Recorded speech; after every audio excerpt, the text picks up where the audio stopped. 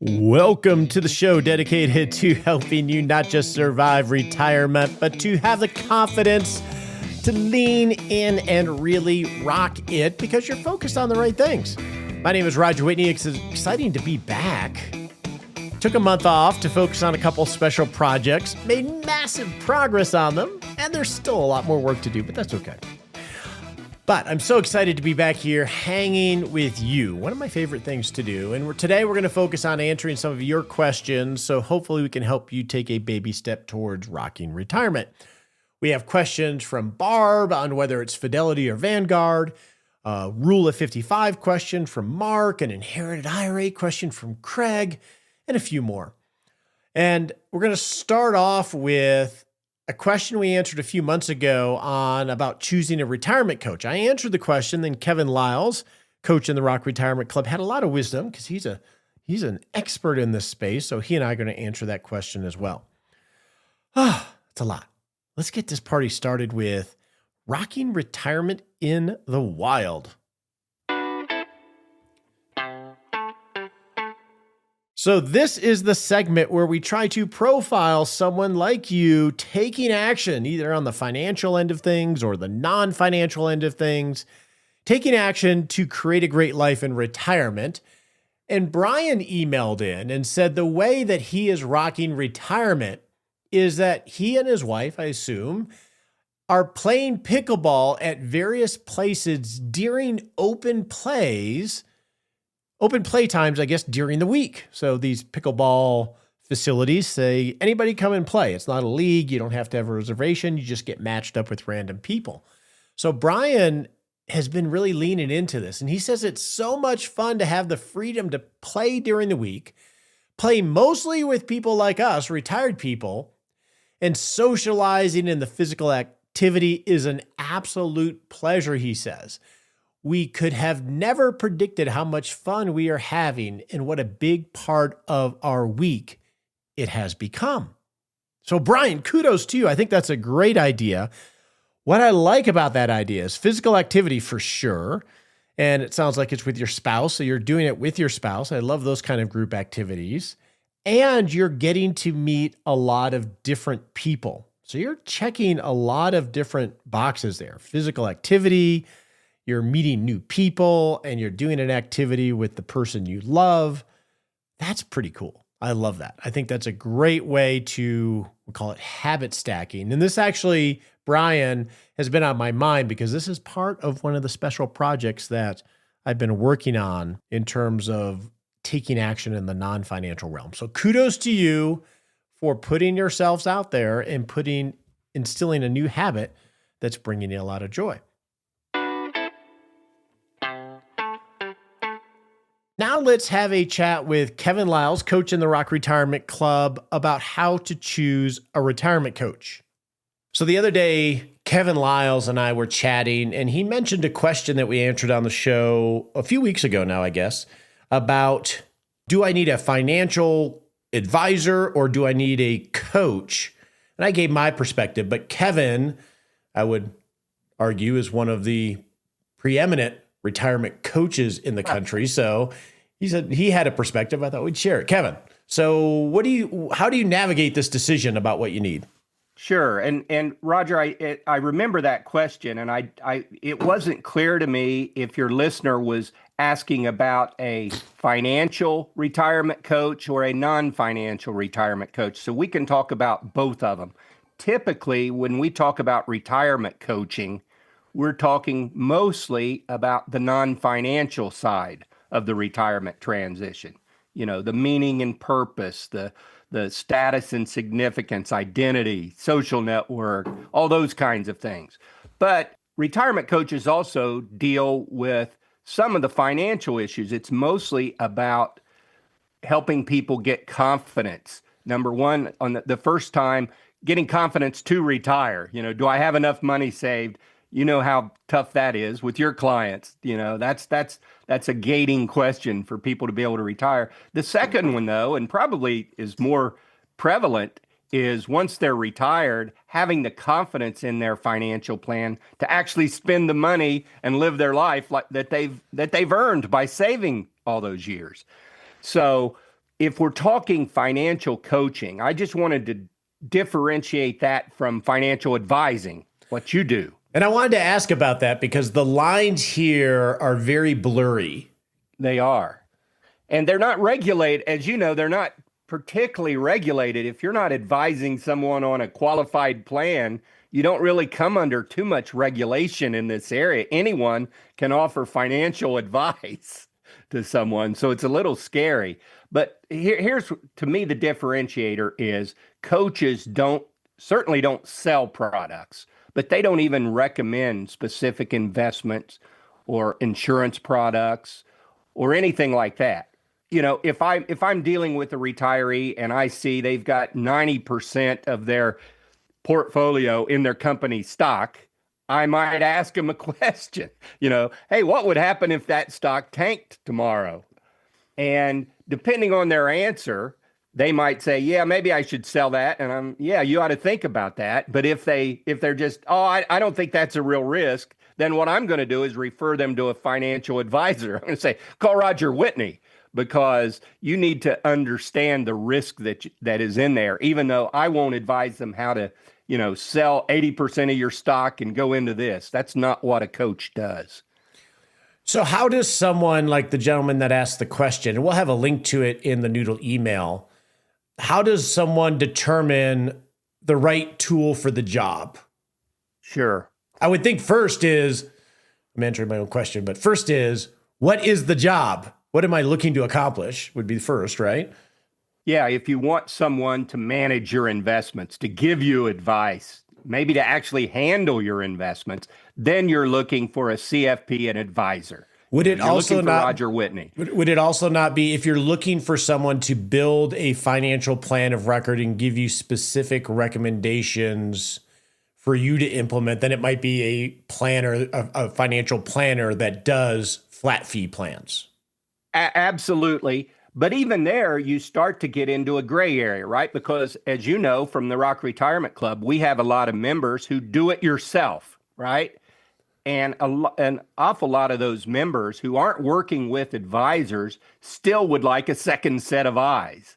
So I think there, depending on how comfortable you are with your own finances and what you've done, you may want a financial planner on a one-time basis. I think that's best. But you may be comfortable with a financial coach to take a look. Like I said, hey, you've got 80% in company stock. Maybe that's not what you want. So it just depends on what you want. You're right. You want the right tool for the job. You need to define the job. And then it's much clearer that if you're looking for the non-financial coaching, that a coach is probably going to be best equipped, because most financial planners don't have training in coaching or the softer skills. Most don't, although, you know, I would argue you do, because you specialize in retirement. So you've dealt with most of those issues with your clients. And this is where, you know, your listener asked, what are the credentials I should look for? This is one area in coaching where I think experience matters much more than credentials. I would argue it's the same thing in planning. Yes. But at least in planning, I think the credentials mean more. There are some coaching certifications. The one I have is I'm a certified retirement coach through Retirement Options. There is also the certified professional retirement coach through the Retirement Coaches Association. And I work with that organization. I don't have that certification.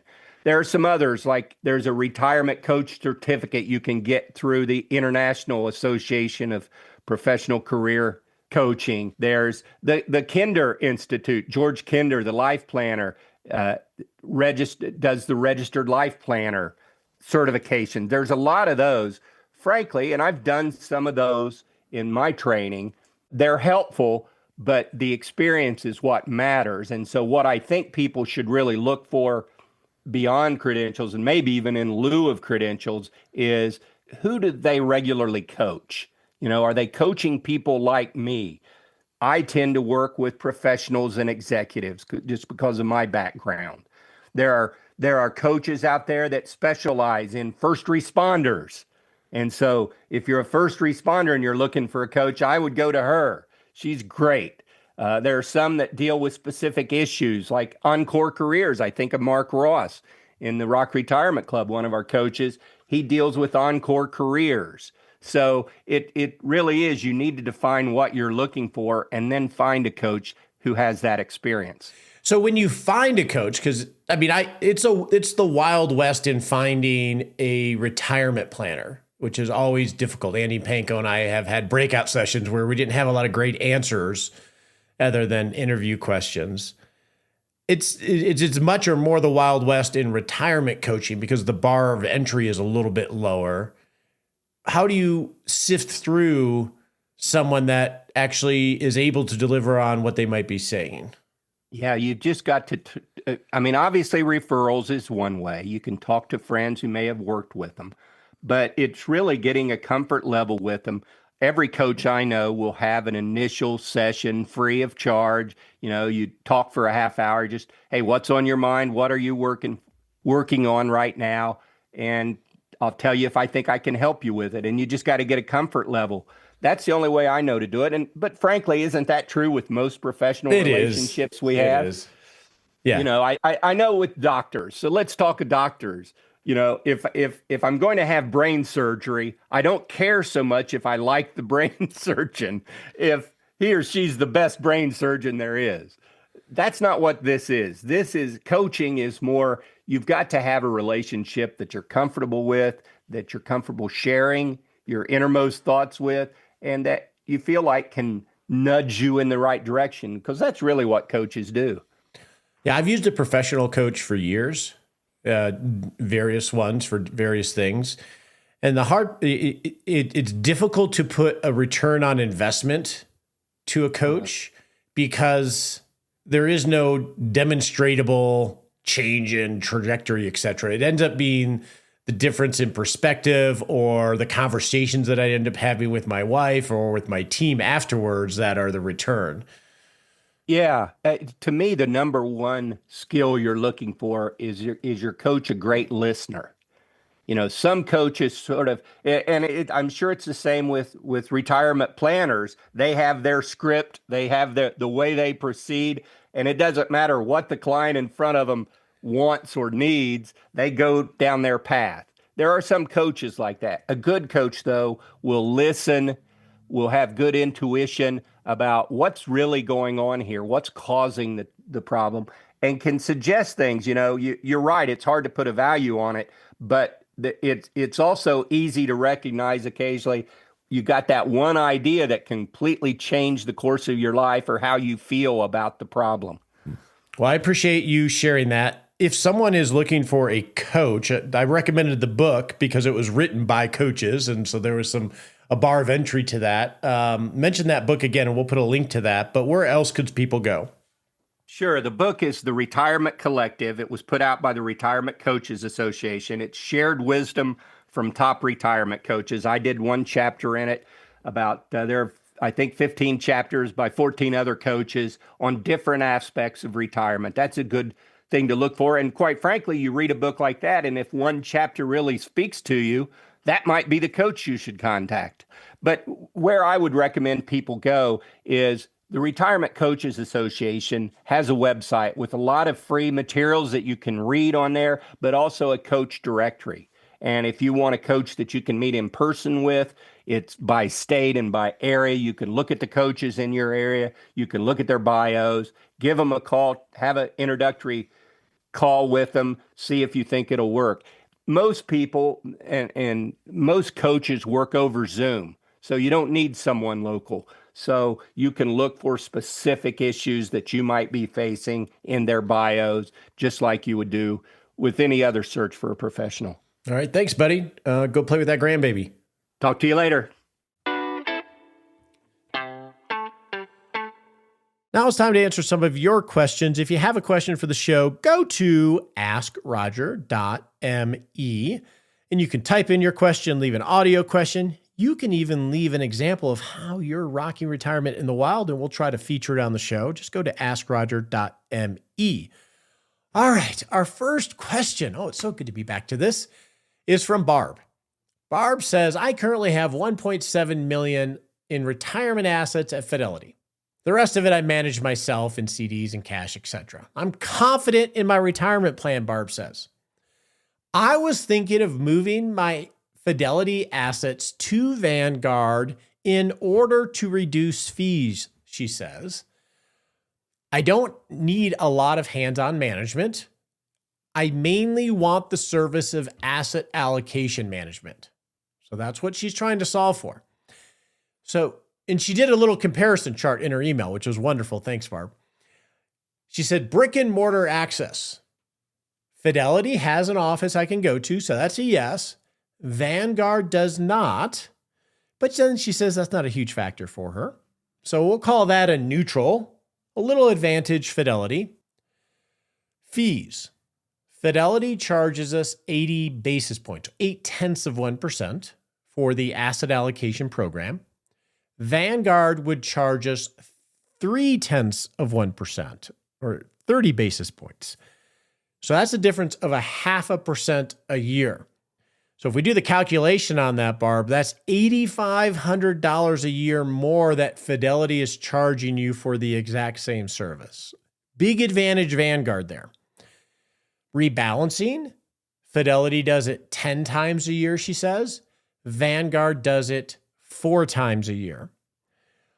Is 10 better than 4 in terms of rebalancing and asset allocation? I would argue, no, it is not. Every study that I've seen that tries to put value to rebalancing, which is very important, 1 time a year is probably a decent amount. 10 times a year sounds, and data I've seen has shown that it is excessive. So I would say that's neutral to advantage Vanguard. Personal contact to a financial manager or someone to help you with basic asset allocation decisions or service. Yes for Fidelity, yes for Vanguard. So is it worth $8,500 a year more to stay at Fidelity rather than move to Vanguard if all you want are asset allocation management? Absent any qualitative aspects, I would argue no, there isn't. But there's more to the story. Barb says, from a fee perspective, the choice appears obvious, but something in my gut is keeping me at Fidelity. Should I go with rational numbers or my gut? Oh, that's a hard one, Barb. The money end of it says, oh, yeah, you should be at Vanguard. If that's all you need, you don't care about brick and mortar, you want asset allocation, you're going to save $8,500 a year every year. That's going to, and you're not using, you're for the exact same service. It's not like there's more value being added. Slam dunk, you go to Vanguard, right? Because that $8,500 a year, Barb, is some money that you could actually go and spend on yourself. You could go gift that money, whether it's to a charity or someone you care about. You could create experiences. $8,500 a year, free money. That's like going from free checking to a high yield savings account. It's just free money. Mathematically, slam dunk Vanguard. But what's going on with this gut here, Barb? And I would encourage you to peel away and try to peel away some of the layers of that. So to try to identify what it is. Is it just because you've always been at Fidelity? So there's, you've always been there. So there's just easy to stay. That is very powerful in a lot of different areas of our life. Is it because you really like their online portal and you understand how to manage, online moving money around or whatever it is? In Vanguard would be totally unfamiliar. Is it that? I can understand that. Try to understand what the reason is for staying at Fidelity. I would say a couple ways to approach this is, it is okay to stay at Fidelity if you think that it keeps you comfortable in knowing that it's going to cost you an extra $8,500 a year. That is a reasonable decision as long as you make it intentionally. Yes, this costs more, but it gives me comfort for these reasons. I can imagine the people that are really sensitive to fees going, oh, I can't imagine that. But hey, to each their own. One way to approach this is obviously you could move all of them to Vanguard, all at once, learn the new system, you would end up getting out of all of the Fidelity funds that you own and maybe have owned for a long period of time because Vanguard's going to put it into their model portfolio. In terms of asset allocation models, they're probably very similar. I actually would give a lean towards Vanguard on asset allocation models for these programs, Barb. I've brought in clients from Vanguard that were in asset allocation programs, and many times they'll have 25, 30 plus mutual fund positions. It's over asset allocated, in my opinion. Now, I don't know if yours looks like that, whereas Vanguard is going to be a lot tighter. I actually would think that would go to Vanguard. But realize that when you move, or if you move, you're not going to have all those Fidelity funds anymore. You're going to have Vanguard's program. One middle ground here, Barbara, would be to move some of the assets to Vanguard so you can become comfortable with the process. You can be comfortable with their online portal and access.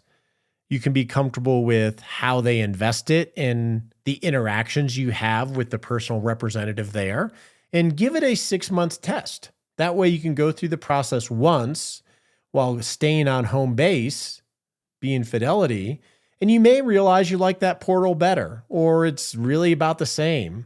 And so that would be how I would approach it. But that's significant money to the bottom line, especially if you start to put it towards things that are important to you, like gifting or experiences, etc. So Barb, I'd love to hear a follow-up on what your decision is, and let me know if you have any other questions. Our next question comes from Mark, and he has some Rule of 55 questions. Mark says, I left employment at company A when I was 55 and understand I can do withdrawals from my 401k without penalty prior to 59 and a half under the IRS rule of 55. After a short period of unemployment, I began to work at company B, where I have a new 401k. I did not roll my old 401k to the new company yet, nor have I actually withdrawn any money under this rule of 55 from company A. Old 401k that he kept intact after he separated service after age 55 has a new 401k. Here are his questions. Today, while employer B, can I still make penalty-free withdrawals from company A's 401k if I choose? The answer is yes, Mark, if the plan allows it. We'll get into what that means. And then he goes on, if I leave company B before 59 and a half, can I make penalty-free withdrawals from both the old 401k from company A and the new old 401k from company B? Is there a limit to the number of old 401ks you can do this rule of 55 amount from? So let's talk about this a little bit, Mark, because there are some rules you really want to be mindful of. First off, simply because there is this quote unquote rule of 55 in the code does not mean that the 401k provider has to offer it. So company A, yes, you separated service after age 55. You need to work with the plan administrator to understand whether they offer that option for company A's 401k plan, because it's not automatic. Some companies don't. And the form in which you take withdrawals can be constrained as well. So for those of you that aren't familiar with the rule of 55, if you separate service from an employer after age 55, rule of 55 says that if the employer plan allows it, and that's the key feature here, you can take a withdrawal from the 401k prior to age 59 and a half and not pay the 10% penalty. You'll still pay taxes on the distribution, but you won't have the 10% penalty. So, Mark, you need to see if Plan A allows that to be done. I have run into situations where this was an option we were exploring, but realized the plan didn't allow the rule of 55 withdrawals for that type of separation. And I've run into situations where it was constrained in terms of the amounts and the timing of how you took it out. So talk to the plan administrator. So let's assume that you check with the plan administrator and what you're thinking of doing with your plan A works. Now let's talk about plan B, this new 401k you have. If you separate service prior to age 59 and a half, and employer B has this provision in their plan, because you want to talk to that administrator, then yes, you could do it from that one too. Yes, you could do it from A and B, assuming you separated service after age 55, and both the plans actually allow it, and you understand the rules related to it. So this isn't just a give me because you see the articles about the rule of 55. It's not automatic because a plan can choose not to have that in their plan. So that's the key thing. But as far as the number of 401ks, yeah, as long as you meet those requirements and the plan allows it, go for it. All right, our next question. I love these practical questions. These are good. Our next question comes from Craig related to an inherited IRA. My mother-in-law passed away in February of this year. My wife and my brother-in-law inherited an IRA from her 50-50. When she passed in February, she was taking her required minimum distributions, but had not taken it in this year, 2025. Her required minimum distribution for 2025 was $35,000. We were told that the RMD for my mother-in-law would need to be made this year. The question is, what amount do they need to pay this year? So, Craig, in the year that someone dies and they're taking required minimum distributions, or they're already of that age, and they haven't taken it yet. So if your mother-in-law had taken her required minimum distribution prior to her death, then there would be nothing to do this year. But because she hasn't, her required minimum distribution goes to you. Well, in this case, your wife and your brother-in-law. It goes to the beneficiaries. And they inherited it 50-50. So if it was calculated that your mother-in-law's required minimum distribution was $35,000, that means both your wife and your brother-in-law each would need to take $17,500 to satisfy that, and that would become taxable income to each of you in this year. And then going forward, you would have to follow the inherited IRA rules that we've talked about numerous times. So in the year that the person passes and they're already taking required minimum distributions, and if they haven't done it, you guys got to do it in the percentage that you inherited the account. So hopefully that clears this up for you. Have a great day. Okay, we got two more here. Scott says, I have discovered something about my TSP withdrawals. Now, TSP is a governmental 401k plan. Unfortunately, the plan does not allow you to withdraw from just one fund like the G fund. So in a TSP plan, they have different funds, the G fund, the C fund, the S fund, the I fund. S is for stocks, I is for international.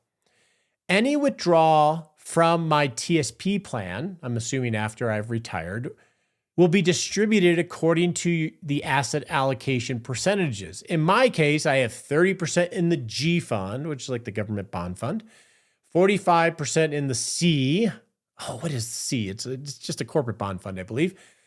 15% in the S, the stock fund, and 10% in international stocks. That limits my agile bucket system approach. Because if I take a withdrawal, they won't just take it from my G fund, like my cash fund. They're going to make me take it pro rata from all the different sources. Yes, this is a quirk of the TSP. This is also a quirk from a 401k, by the way, for many, that if you leave service, you leave a 401k there, that many times they'll do the exact same thing. So Scott, what do you do about this if you're trying to do a pie cake or a floor? There are plenty of reasons to maintain a TSP plan. Relatively good investment management, very low cost, ease of management because you've used it for years. So how do you do this? Well, the good thing I would say, Scott, even though you've found this little quirk in the rules, you still have a lot of it protected in the G fund that hits your bucket. So you have a lot of money not at risk. The difficulty now is you can't get just that money when you want to take a withdrawal to fund your paycheck. So what can you do? Well, one is if you have outside IRA or Roth assets, you could use those for the short-term buckets or the short-term pie cake structure and have the TSB be more for upside so you don't have to worry about this quirk. Or two, you have the allocation to protect a portion of the early buckets because you got 30% in the G fund. That is great. When you separate service, you can roll that out to an IRA and self-manage it and find just as good of investments with very, very low costs. Yes, they might cost a basis or two more potentially, but I mean, that's friction relative to trying to pull money out the way that you want. So I think you have a pathway there, either by moving this to an IRA or using outside assets to fund those near-term spending that you're trying to pre-fund. So our last question today is related to Scott, who shared his travel journeys specifically to Switzerland. This question, which is an audio question, just made me laugh a little bit. You recently had someone on that went to Switzerland, but it was a mystery as to where you stayed. Why would you have someone on that didn't tell you where to go? Could you please let me know? So true. When Scott was on, he was like a little close to the vest on where this place in Switzerland was. I didn't expect that, so that's why I didn't want to push him on it, because he might have had a reason for it. Funny enough, the couple that were on the next episode actually spilled the beans on where it was, and Scott and I had a laugh about that. And many of you have emailed me, so what's the mystery place? Well, it is Murren, Switzerland, Murren. So for those of you that have been wondering, and this gentleman, there you go. All right, now it's time to go set a smart sprint. On your marks, get set.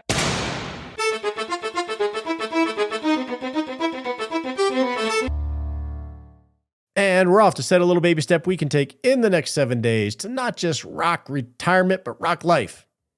So in the next 7 days, I want you to, number one, define something that you would like to do. It could be learning how to play pickleball. It could be, I really want to make a decision on my Roth conversion. It can be whatever it is.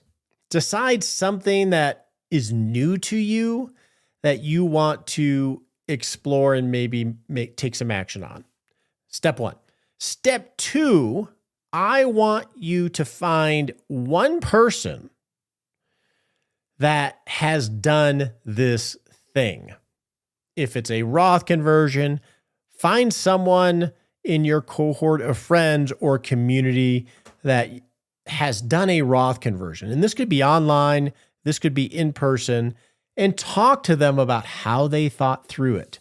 What was their rationale for it? What were the things that they were surprised about? If it's playing pickleball, find somebody that plays pickleball to take you to go play. Just recently, I rode with Roger here in Salida, another Roger, part of the Monarch Crest Trail. We've done the classic route of this epic mountain bike ride a couple times, and I've suffered through it. But recently, actually just today, we did Monarch Crest to Fusa Creek, which I had never done. And I was a little intimidated about this because this is high alpine riding over 10,000 feet and a lot of descent. You don't want to go. I'm a little intimidated doing that by myself. So Roger took me, went up to Monarch Pass. We got on it. I suffered up the uphills. And then we went down like 4,000 feet of descent, which was just amazing. So flowy. I felt comfortable because I was with someone that has done this numerous times. We cannot discount how important it is to find people that are doing the things that we imagine ourselves doing, and whether that's just mountain biking or pickleball or very practical things like retirement or making the decision to retire. It is a game changer because if you have a bottle, like I have a bottle of like bubbly water right here, it's a can. In your life, you are in the can. You're in the can. You can't see outside of the can. You can't get perspective. A fish doesn't really know it's in water. If you want to make better decisions about virtually anything, get perspective, and people can help you do that.